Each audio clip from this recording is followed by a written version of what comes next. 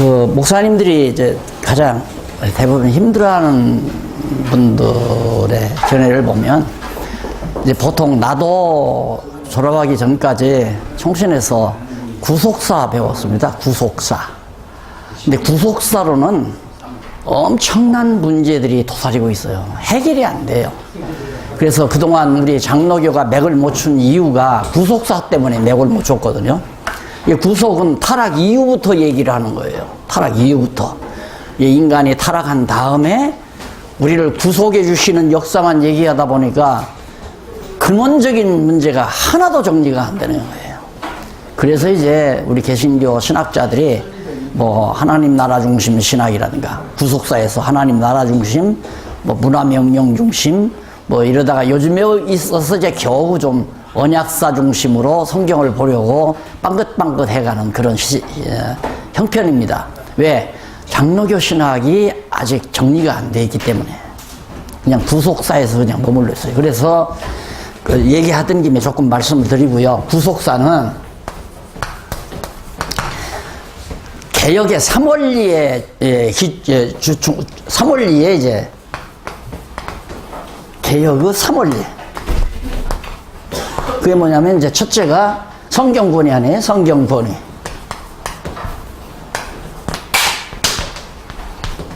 성경권위고 두 번째가 만인제사장.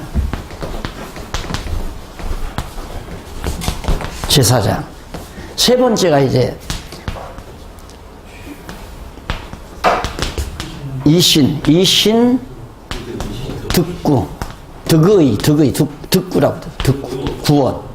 의롭다함으로서 구원 얻는다. 그러니까 믿음으로 말미암아 의롭다함으로도 구원 얻는다. 이신 득구인데 이게 이제 구속사 중심이거든요. 이것은 바로 루터.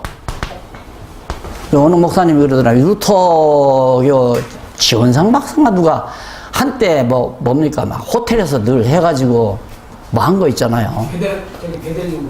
베델성서. 그게 전부 구속사입니다. 근데 내가 그때 보니까 장로교 목사님들이 대부분 막 엄청 많이 가서 하시는 거예요. 아이고, 목사님들이 다 신학을 하셨을 텐데 어떻게 분별 없이 저렇게 베델 성서에 가서 공부를 하시나. 더구나 루터파에서. 왜? 뭐 틀렸다는 얘기가 아니라 미숙한 거거든요. 장로교에 비하면 훨씬 미숙한 거란 말입니다. 그럼 장로교는 뭐냐면 구속사가 아니라 개역의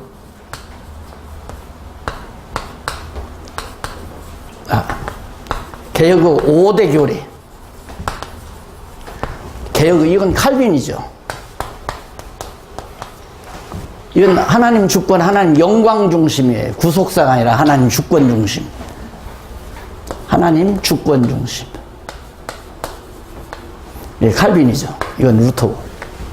첫째가 개혁, 그러면 전적 타락.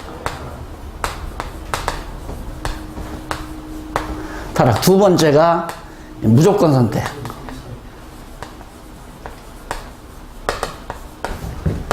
그 다음 세 번째가 제한속죄.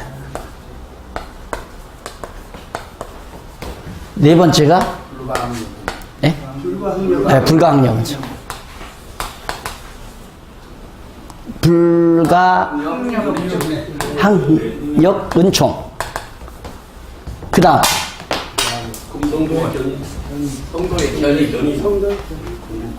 구원의 견인. 자, 너무 분명하죠? 이것은 초보적인 거예요. 그러니까 이걸 가지고 교리 전체를 만든다는 건 미숙한 거죠. 그러니까 10살 아래라고 생각하면 됩니다. 10살 아래. 이것은 완전히 성숙된 30대 이상. 이 뼈대만으로도. 그러니까 이 장로교가 이런 우월한 교리적 뼈대를 가지고 이걸 정확하게 성경에 근거해서 쫙 뽑아졌다면 아마 오늘의 장로교는 달라졌을 겁니다. 그런데 지난번에 목사님께서 네. 그 순서가 1번하고 2번하고 이렇게 네. 그런데 이제 나는 요걸 바꾸는 거죠.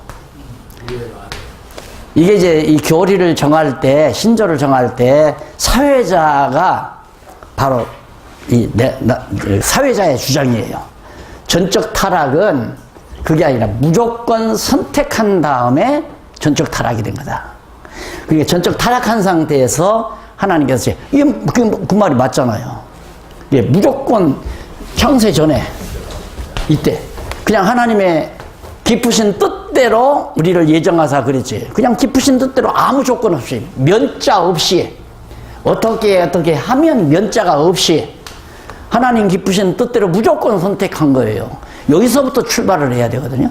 그런데 이제 우리에게 전해진 것은 지금 전적 타락이 앞에고 무조건 선택이고 왜 그러냐 이 영향을 받은 거예요. 예, 전적으로 타락한 상태에서 선택해서 이렇게 해서 구원을 시켰다 이런 얘기거든요. 그러니까 이렇게 하는 것은 여기와 상당히 이제 이 구속사의 영향을 많이 받은 거죠. 알미니안주의자들의 여건도 많이 들어가고. 그러나 사회자인 사회자인 학자는 이걸 많이 주장했고, 그걸 주장하는 사람들이 많이 있었어요. 왜? 무조건 선택을 앞에 놓은 앞으로 가는. 나는 그것이 10번도 100번도 봤다고 봐요. 성경적이고, 무조건 하나님께서 창세 전에 다 구원받을 자와 멸망받을 자를 다 확정 지어놓고 섭리해 가는 거지. 어디 무슨 인간 지어놓고는 인간이 어떻게 하면 구원하고 어떻게 하면 멸망하고 그게 절대 아니다. 그래서 너무 우리 장로교 목사님들은 감리교나 성결교 목사님이 구속사 한다는 건 다 이해가 가지만 장로교 목사님이 자꾸 구속사 얘기하는 건 답답해요. 내가 이게 구속사가 다인 줄 알고 그거 아니라는 거예요. 부분적인 거예요. 그래서 이건 10살 미만의 어린애들의 생각이라고 생각하시면 되고, 이건 20대 이상, 전적 타락 앞에 놓으면, 무조건을 앞에 놓으면, 그 적어도 이제 40, 50대 완전히 성숙된 그런 학문이라고 그렇게 생각을 하면 된다. 저는 무조건 선택이 그거이고, 성경적이다. 다 됐죠? 네. 자, 그러면 이제, 뭐 얘기를 하다가, 이 얘기가 나왔느냐면, 이제, 객과 고아와 과부를 위해서 이삭을 남겨두라, 라고 했을 때, 하나님께서 벌써 그만큼, 객과 고아와 과부를 위해서 이삭들을 남겨놓도록 명하신 말씀대로, 결국, 다윗 왕이 이삭을 주우러 갔던 룻에 의해서, 다윗 왕의 조상, 그러니까 다윗의 룻이라는 이방 여자가 객아니에요. 그리고 객이면서도 과부였거든요. 그 룻이라는 여자가 이삭 주우러 갔다가 보아스를 만나서 보아스와 합방을 해가지고 보아스와 룻에게서 베레스를 낳고 보아스가 베레스를 낳나요? 오벳을 낳고 오벳이 베레스가 오벳을 낳고 오벳이 다윗왕을 낳았죠. 예, 결국에는 다윗이 나오는 겁니다. 그거 통해서. 그러니까 이렇게 하나님께서는 미리 다 바둑알을 딱딱 놓는다. 이걸 말씀드리기 위해서 아까 그 말씀을 드린 거예요. 하나님이 전부 전 역사를 창조에서부터 심판 때까지 모든 역사를 작정하신 뜻에 따라 전부 바둑알을 다 놓아요. 그 바둑알을 제대로 놓는 것을 목사님들이 지금 확인하기 위해서 성경을 지금 상고해 가는 거 아닙니까? 맞구나 하다 보면 자꾸 맞구나 할 때마다 확 올라오고 맞구나 할 때마다 확 뭐가 은혜의 감동이 솟잖아요. 은혜의 감동이 온단 말입니다. 그래서 목사님들 좀 건방진 얘기인지는 모르지만 성경 보고 설교 강의 주일날 강의 준비하면서 눈시울 뜨거워지지 않았으면 하지 마십시오. 나는 그렇게 얘기합니다. 적어도 눈시울 정도는 뜨거워져야 그래야 성도들에게 감동이 전달이 됩니다.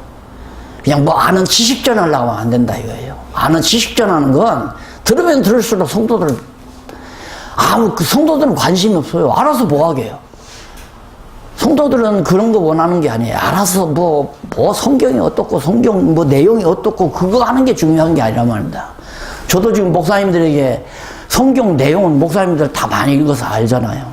그게 문제가 아니라 그 성경 속에 담겨진 하나님의 놀라우신 창세전 만세전에 정해놓으신 우리에게 부신 신령한 은혜가 뭔가, 그걸 우리가 깨달아가는 거거든요. 그 신령한 은혜가 우리에게 이미 주어졌고 주어진 은혜를 깨닫게 하는 것이 우리의 사명이기 때문에 우리들도 공부하다 보면 이렇게 이제 올라오잖아요. 감동이 올라오면 눈알이 촉촉해지고, 그거 가지고 하면 성도들이 배부르단 말입니다.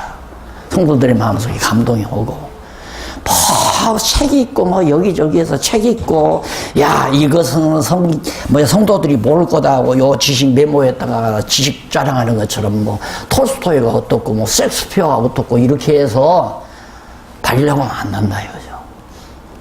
그래서 정말 성경에 담겨진 하나님의 정말 놀라운, 풍성한 은혜, 어디에서도 찾아볼 수 없는 엄청난 은혜가 담겨져 있는데, 그걸 깨닫게 하는 거지 성도들에게 무슨 은혜를 공급해 주는 게 아니란 말입니다. 그러니까 성도들이 오늘 내가 은혜 많이 받았다 얘기가 아니라 오늘 하나님의 은혜를 많이 깨달았다, 이게 중요한 거죠. 아까 그 고아 얘기했잖아요. 부모를 전혀 부모의 은혜를 몰랐을 때는 불만만 하고 살았는데 가서 동네 아주머니들한테 깨닫고 나니까 통곡이 나오잖아요. 은혜의 감동이 통곡으로 받아요. 죄송해요, 제 얘기해서. 저는 엄청 죄 때문에 어려서 거룩하게 살려니까, 거룩한 성자가 되려니까, 성격이 나오는 대로 그대로 살려다 보니까 죄의식이 얼마나 나에게 강하게 왔겠어요. 그래서 늘 울었죠. 길이 없는데 어떻게 해요? 엄청난 죄인인데. 그러다가 성경에서 바로 그 죄가 그리스도의 은혜로 말미암아 다 정리됐다는 걸 깨닫는 순간, 그 다음부터 흐르는 눈물하고 그 전에 흐르는 눈물이 전혀 달라요. 그 전의 눈물은 좌절과 절망, 고통, 이런 눈물인데, 깨닫고 나서 나오는 눈물은 감동과 감격의 눈물이죠. 그래서 내가 항상 하는 말이 있습니다. 약자는 비애의 눈물을 흘리고 강자는 감동의 눈물을 흘린다. 감동의 눈물은 강자의 눈물이고 비애의 눈물은 약자의 눈물이다. 그래서 적어도 할 수만 있으면 성도들이 정말 감동의 눈물을 흘리고 살 수 있는 그런 우리 메시지가 된다면 교회가 얼마나 아름답고 좋겠는가. 그 다음 25장 넘어가서 공정한 판결 윤례. 이게 4입니다.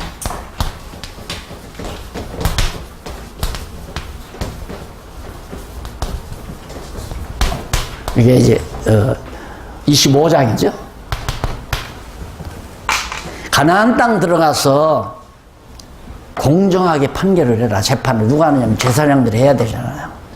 공정한 판결 윤례. 그래서 1절로 3절에 보면 시비를 바르게 판결해서 죄의 경중 따라 때리라고 그랬어요. 여기 보니까 능지처참하는 게 있더라고요. 엎어놓고 막 이 때리는 거, 그렇게 하라 이거예요. 그런 거 보면 우리나라 조선시대에 그랬나요?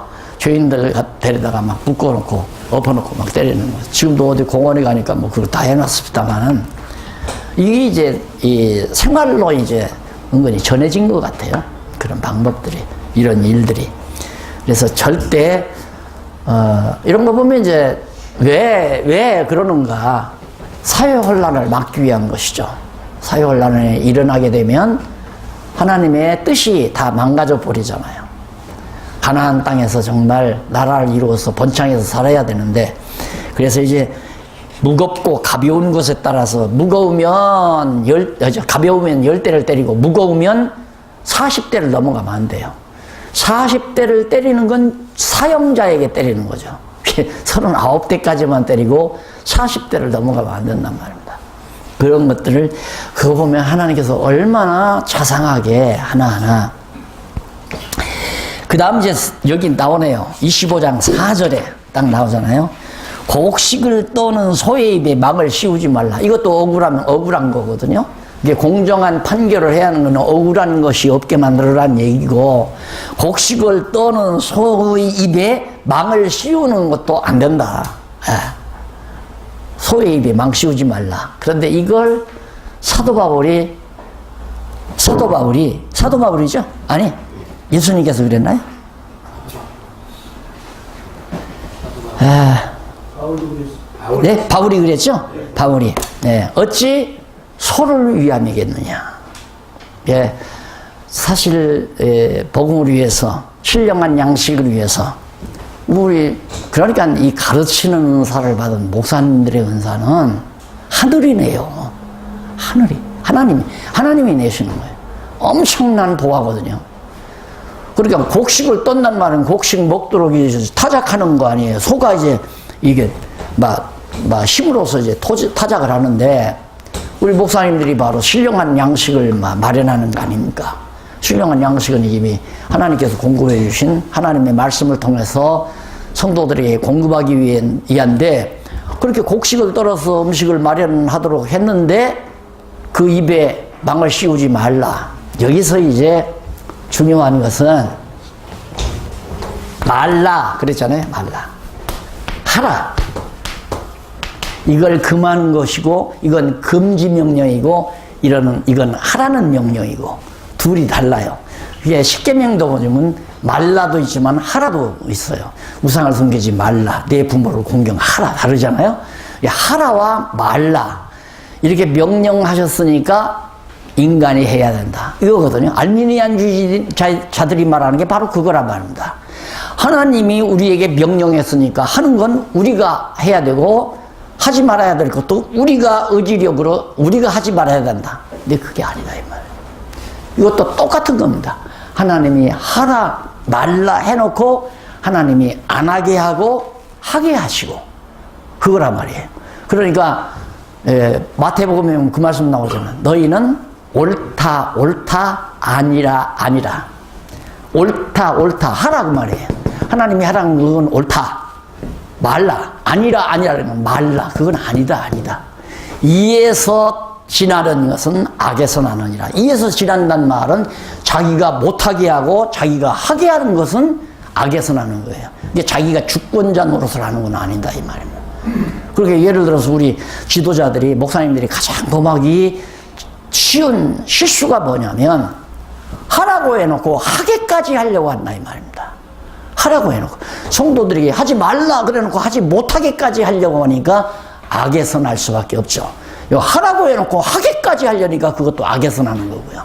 다만 아니라 하고 이건 옳다 그렇게만 해라. 옳다 이렇게만 알려만 주라 이거예요. 그건 하나님의 뜻이 아니다. 이건 하나님의 뜻이다 하고 알려만 주면, 하게 하는 건 누가 하신다? 하게 하나님의 주권적 능력이 하게 하신다 이 말이에요. 하지 않게도 하고 하게도 하시고. 그러면 일하는 소에게 망을 씌우지 말라 했으니 일하는 소에게 망을 씌우지 않게 하는 건 누가 합니까? 하나님이 하시잖아요. 이게 우리 목사님들이 안 믿어지면 불안하죠. 이거 이러다가 굶어 죽는 거 아닌가. 그게 굶어 죽을까 걱정할 것이, 그걸 걱정하기 이전에 뭐냐면, 내가 아니다 하고 옳다 했는가, 아닌 건 아니다 하고 옳은 건 옳다고 내가 했는가. 그게 중요한 거다 이거. 그게 곡식을 만드는 거니까. 예. 그래서 이렇게 해놓으면 그러다가 굶어 죽으면 말죠. 예. 그 각오가 있어요. 그러다가 굶어 죽으면 만다. 하나님이 살아계시다는 걸 확실히 믿어졌으면 하나님이 굶어 죽게 하고 굶어 죽는 거죠. 살게 하시면 살게 하는 거. 근데 하나님이 일하는 소에게 망을 씌우지 말라고 했기 때문에 일하는 소에게 망을 씌우지 않게 하신다. 명하시고 명령대로 하게 하신다. 간단히 말, 명령하시고 명령대로 하게 하신다. 그것이 장로교의 하나님의 절대 주권적 논리라 이 말입니다. 그래서 이제 그게 안 되니까 사실상 그 근거는 그렇다고 그래요. 근거는 콘스탄틴 황제가 처음에 이제 로마 동로마로 그 콘스탄티노플로 수도를 옮기잖아요.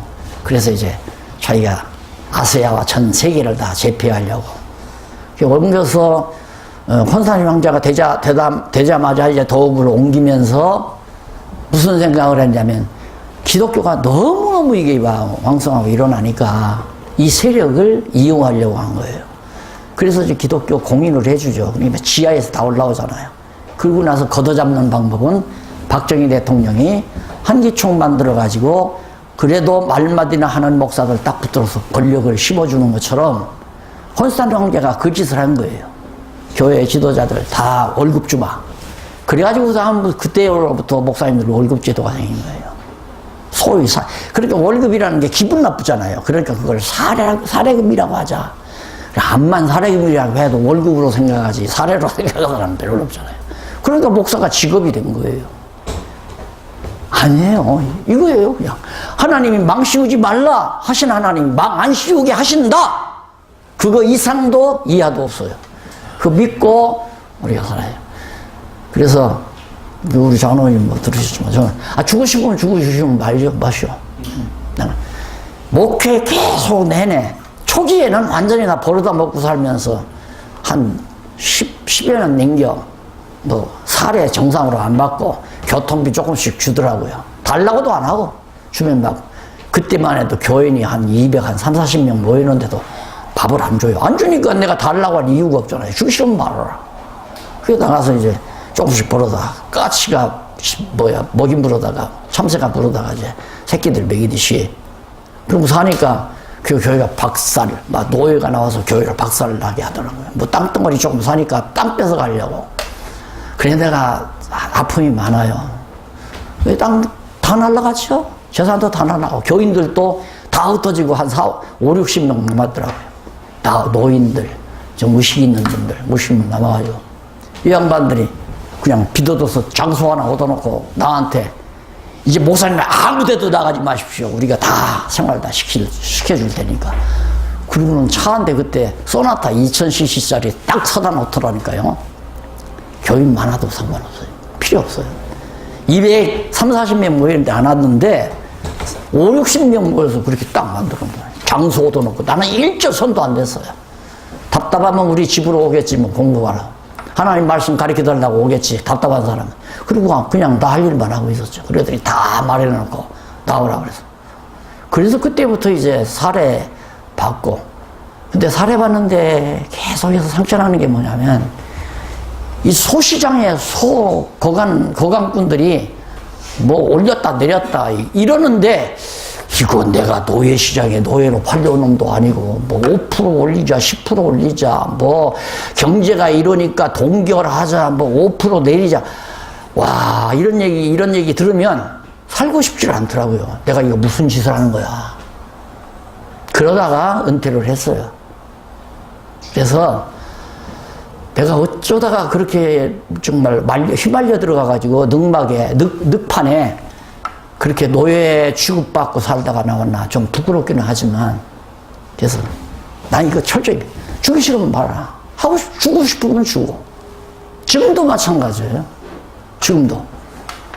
그래서 뭐 지금도 보니까 뭐 다 하려고 한 푼도 안 하는데 나는 지금 뭐 다 아시는 분 아시겠지만 우리 박일민 목사님이 안 줘도 되는데 자꾸 주니까 주고 싶어서 주니까 받기는 받지만 예.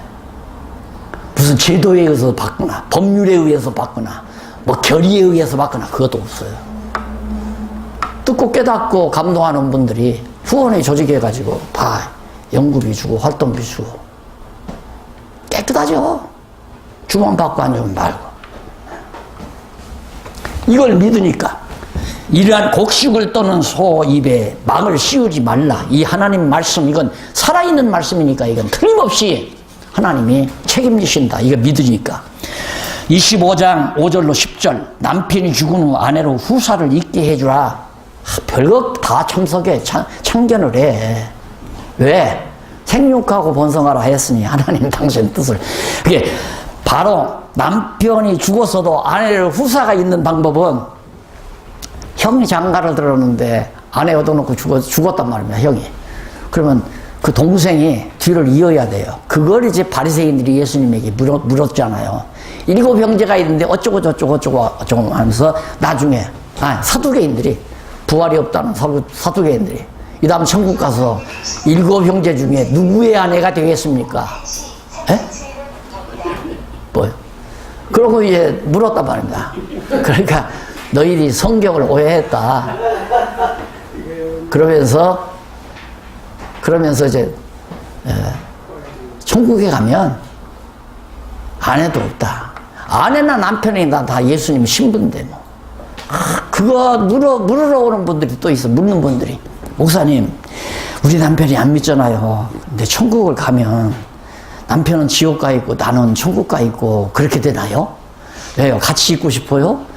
그럼 지옥으로 가면 같이 있죠. 내가 하죠. 이 땅에서 부부는 그냥 예수님 신부 노릇을 공부시키는 거예요. 부부 생활을 하게 하는 것은. 남자는 하나님이 얼마나 아내가 사랑스러울 때 아내를 위해서 다 하고 싶잖아요. 좋은 것도 사주고 보석도 사주고 싶고 다 좋은 옷도 사 입히고 싶고 그런 마음이 바로 우리의 신랑 되신 그리스도의 마음인 걸 깨닫게 하려는 거고 아내는 그리스도의 사랑을 받고 감동하고 살잖아요. 그럴 때 신랑 되신 예수 그리스도의 사랑이 이렇게 크구나 하는 것을 그 부부 생활을 통해서 깨닫게 하려는 거. 그걸 바울이 에베소서에서 그러지 마라 그렇게 얘기잖아요. 내 남편을 내 아내를 내 몸같이 사랑하라 남편에게 그러고 아내들아 내 남편에게 순복하라 이렇게 했는데 이것이 교회와 그리스도에 관하여 말한 것이다. 이 세상 부부에 대한 얘기로 끝나는 게 아니라 그것이 그리스도에 대한 그리스도와 나와의 관계를 얘기하는 거다. 그러니까 결혼 생활하면서도 하나님의 사랑, 그리스도의 사랑을 못 깨닫는다면 약간 머리가 아둔한 머리고요. 결혼 생활을 하면서도 아내가 그리스도의 사랑을 못 깨달으면 남편에게 약간 책임이 있죠. 남편의 사랑을 못 느끼면 자꾸 불만이 쌓이니까. 그러니까 이제 남편 사랑을 느끼고 살아야 그리스도의 사랑은 얼마나 클까 이렇게 생각을 하는데 그래서 남편 외에 아내 후사를 있게 하라는 거 바로 생육하고 번성하라는 여자가 남자의 음낭을 잡을 때는 용서를 하지 말라. 이거 중요한 거죠. 음낭 잡아버리면 완전히 대가 끊기는데 그건 안 되잖아요. 권투 선수들 요즘 권투 가지고 막 발 차고 하면서 하는 거 있잖아요. 그러다가 어떻게 잘못해서 음낭을 차가지고 막 한동안 저 사람 저 아들 못 낳는다 싶은 생각이 들더라고요. 전부 이렇게 세심하게 하나님께서 보호하고 지켜서 당신이 아브라함과 이삭과 야곱에게 언약한 대로 언약 자손이 생육하고 번성하는데 전혀 지장이 없도록 하신다는 약속을 지금 해주고 있는 겁니다. 그 다음 25장 13절로 16절에 보면 주머니에 같지 않은 추나 되를 가지고 속여먹지 말라 이거죠. 응? 쌀장사에서 돈 버신 분이 그런 얘기를 하더라고요. 곡식 팔려면 반드시 아내에게 안 맡기고 자기가 한대요. 왜 그러냐니까 자기의 엄지손가락이 아내의 엄지손가락보다 2배는 크답니다. 그러니까 쌀을 댈 때 갯박 안에 자기 엄지손가락을 푹 집어넣고 하면 쌀이 적어도 상당한 액수 들어간대. 그래서 쌀을 팔러 오면, 쌀을 사러 오는 거죠. 이렇게 가지러 오면 반드시 그건 자기가 가서. 그래서 손님 오는가 안 오는가 관리는 이제 아내가 하지만은 아내가 곡식 팔러 왔어요. 그러면 자기가 얼른 나가서 그렇게 해준다는 거예요. 그거 다 속여먹는 거죠. 안 그러면 이제 대 안에, 이게 네모진 대, 그전엔 대로 했잖아요. 대 밑에다가 반잔을 똑같이 잘라가지고 딱 깐답니다. 아무도 모르죠. 그런 짓 하지 말라, 그 말이에요. 속여먹지 말라. 왜? 억울하니까 성도들이, 백성들이 억울한 자들이 있으니까 거짓말 하지 말라. 그러면서 거기도 그리하면이라는 말이 나오죠. 자, 거기 보면 제일 먼저 13절에 너는 주머니에 같지 않은 저울추 곧 큰 것과 작은 것을 넣지 말 것이며 네 집에 같지 않은 곧 큰 것과 작은 것을 두지 말 것이요 오직 10분 공정한 저울추를 두며 10분 공정한 들을 둘 것이라. 그러면서 그리하면 나와요. 그렇게 정직하게 그렇게 하면 네 하나님 여호와께서 내게 주시는 땅에서 네 날이 장구하리라.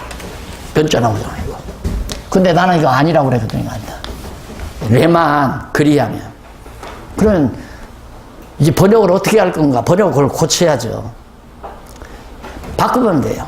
내가 너희에게 그 뒤에 나오죠. 그리하면 뒤에 나오는 말을 들 것이라. 그리하면 네 하나님 여호와께서 내게 주시는 땅에서 네 날이 장구하리라. 네, 그렇게 하지 말고 네 하나님 여호와께서 내게 주시는 땅에서 네 날이 장구하게 할 것이므로 장구하도록 할 것이기 때문에 절대로 되를 속이지 말라. 바꾸어서 그러면 그리하면이라고 안 하잖아요. 조건문을 쓸죠. 조건문도 아닌 걸 조건문으로 달아놓고 알미니안주의자들에게 빌미를 준다는 말은 말이 안 되는 거죠. 그래서 신명기는 재번역해야 될 부분들이 상당히 많다. 그리고 거기 키라는 말이 또 나오죠. 만일이라고 번역이 돼요. 만일이라고 여기서 우리말에는 그래서 가정법이죠. 만일 그러면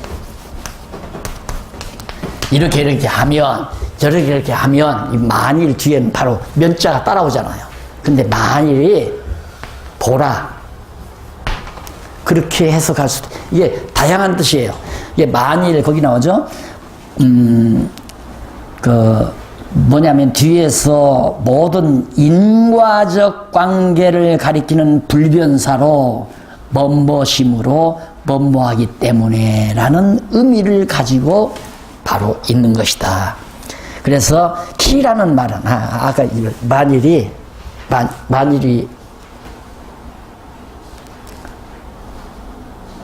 그리고 우리 한글에는 빠져 있어요. 빠져 있는데 히브리어 성경에 키라는 말이 있어요. 그래서 이는 역시 불변사로서 뭐뭐심으로 그렇게 번역이 돼야 한다. 그래서 이것도 역시 가정법에 의해서 번역이 되면 안 된다. 임이란 말도 또 나와요. 나중에 여기 이제 만일이란 말이 임이라는 뜻인데 그것도 그렇게 번역해서는 안 되는 부분으로. 그 다음 넘어가 보십시다. 넘어가서 55장 17절로 19절에 보면 아말렉의 이름을 천하에서 도말해버리라고 그렇게 말합니다. 이것도 그 출애굽기에서 막 나오자면 르비딤에서 아말렉 사람들의 도전을 받아 전쟁을 했잖아요. 그때 하나님께서 약속을 해요. 내가 아말렉 사람들의 이름을 지상에서 다 도말하겠다.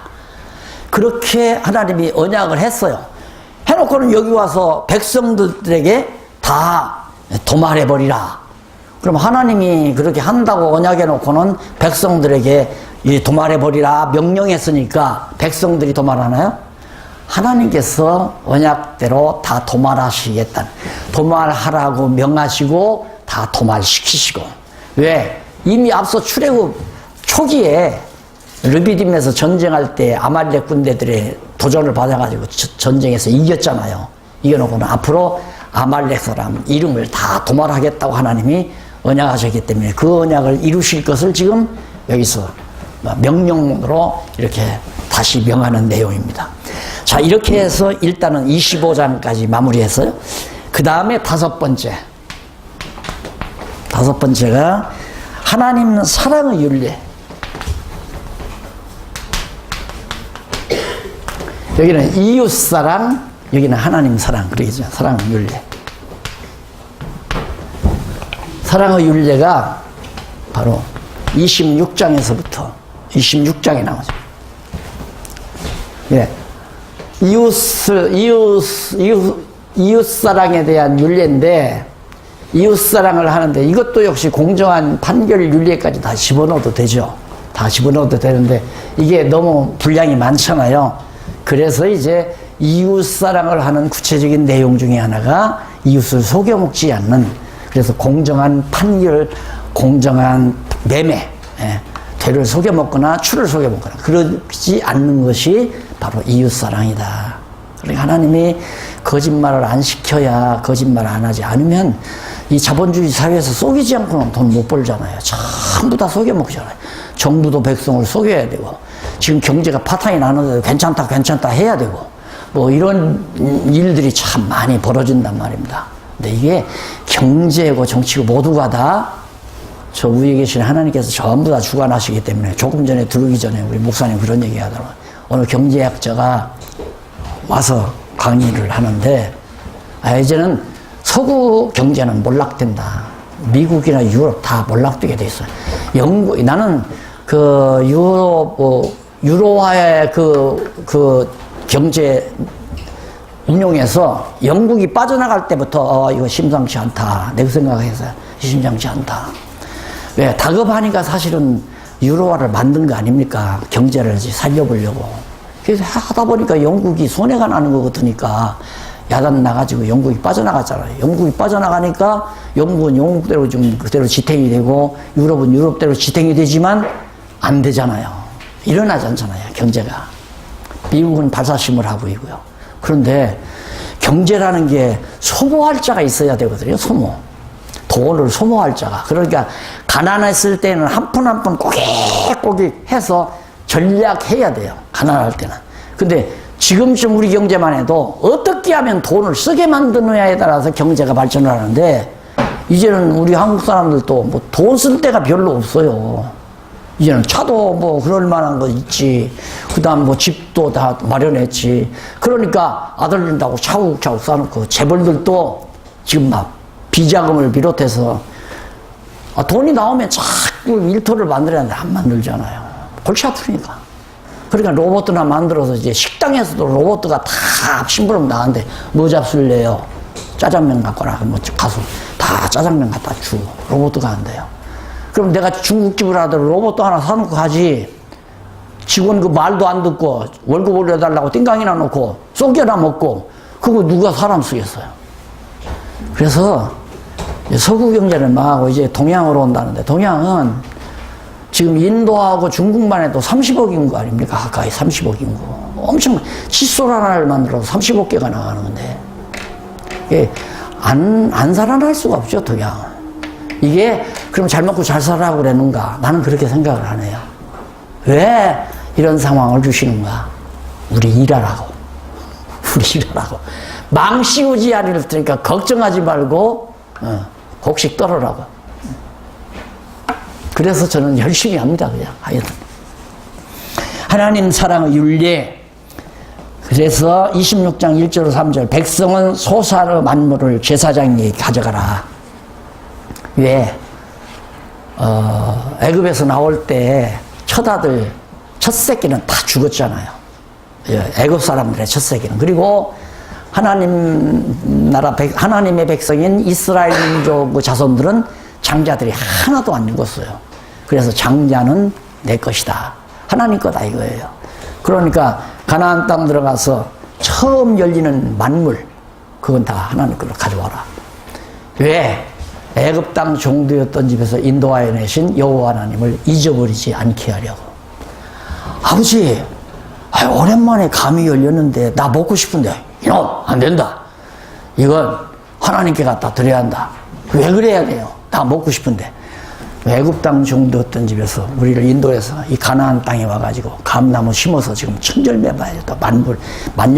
천열매가 맺었는데, 이건 하나님이 가져오라고 그랬다. 그래서 그런 과정을 통해서 자녀들에게 여호와 경외하기를 가르치는, 하나님 사랑하는 걸 가르치는 중요한 윤리로 명해주고 있는 겁니다. 그 다음 넘어가서 12절로 15절, 11조로 레위인 곧 객과 고아를 배부르게 하라. 11조의 주요한 용도가 기업이 없는 레위인이나 고아나 과부, 이런 고아나 객, 이런 사람들을 배부르고 먹고 살도록, 그렇게. 그래서 사실 뭐 만약에 구약시대처럼 오늘 우리 한국교회가 11조를 거뒀으면 고아원을 운영하던가, 불우한 이제 혼자 사는 분들, 뭐라고 할까, 복지시설을 갖추어서 그걸 운영해주고, 그래야 이제 정상적으로 성경대로 쓰는 거거든요. 그런데 여기서 이제 객과 고아라고 하는 것은, 객은 이방민족을 말하는 거고, 고아는 부모, 하나님 없이 살아가던 사람들, 그들에게 우리들이 정말 신령한 양식을 공급해서 살아가도록 해주는, 이제 승화된 거죠. 오늘 우리에게 신약시대에는.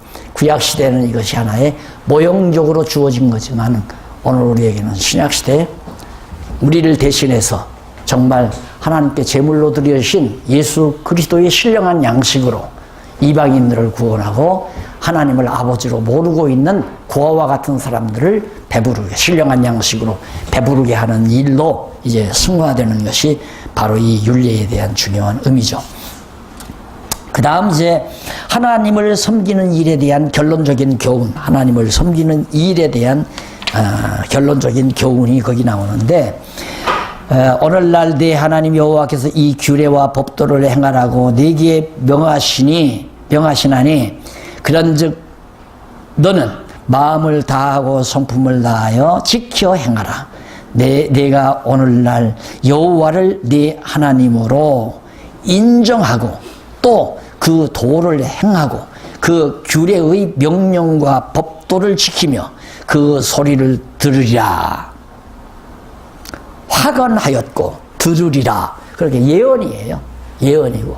그러니까 모세가, 자, 너희들이 이제 하나님 여호와 사랑하는 그 앞에서 말한 모든 율례와 법도와 규례대로 다 행한다. 왜?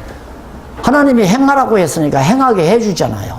그래서 이제 다윗 시대하고 솔로몬 시대에 성전 짓고 정말 황금기죠. 그때는 황금기. 그런 시대를 하나님이 허락해 준 겁니다. 약속대로, 허락한 대로. 그러니까 하나님이 명령했다고 해서 하나님이 백성들이 스스로 하는 것이 아니라, 자, 그러니까 마지막에 이제 마무리하기 위해서 하나님께서는 이렇게 언약을 하셨기 때문에 솔로몬이 왕 되자마자 하나님께서 나타나셔서 솔로몬에게, 솔로몬아, 네가 이 나라의 왕이 됐는데 뭘 줄까?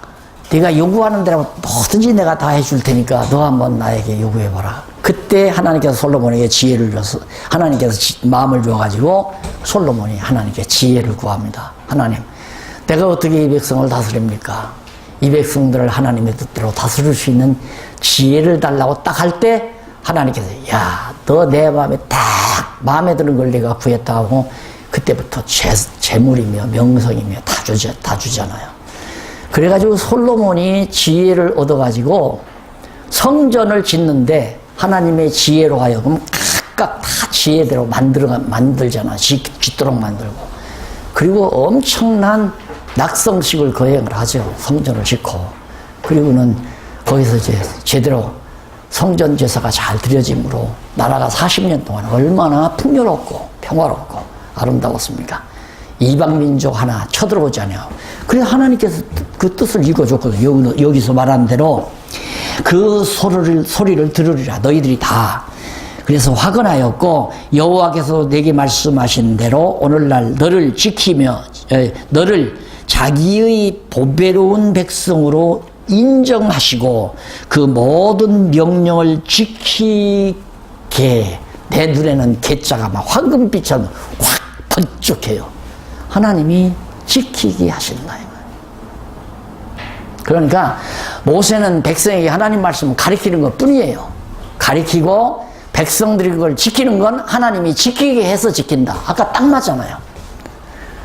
정말 장로교회 우리 선배들, 개혁 선배들은 칼빈, 나는 루터보다도 칼빈이 훨씬 더 참 좋은 선배라고 그렇게 생각을 해요. 왜? 좋은 그 뼈대라든가 그 근본 출발점은 잘 해놨잖아요. 그 다음 칼빈의 후예들이 5대 교리를 만든다거나, 그리고 하나님의 주권이라든가, 그건 칼빈이 직접 주장하는 거니까, 하나님의 주권, 하나님의 영광, 이 모든 세계나 하나님의 섭리의 목적이 뭐냐? 당신 영광 선포하는 거다. 영광을 드러내는 거다.